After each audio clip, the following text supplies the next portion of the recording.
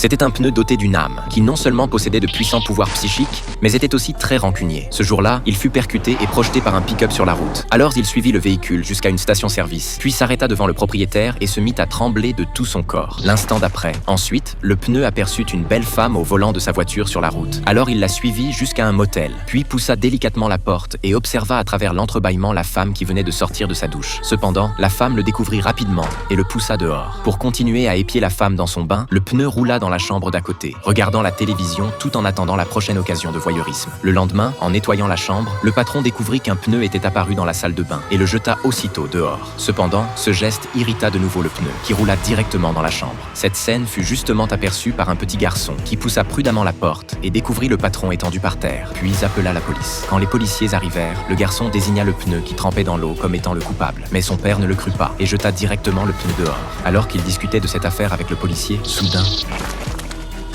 Et le policier, qui avait été témoin de tout, finit par croire ce que disait le garçon. Après avoir accompli tout cela, le pneu s'approcha du garçon, mais face à l'enfant qui perdait le contrôle de ses émotions, cette fois, il choisit de ne pas s'en prendre à lui et s'éloigna tranquillement. En regardant le pneu s'éloigner, le garçon prit secrètement la résolution de venger son père.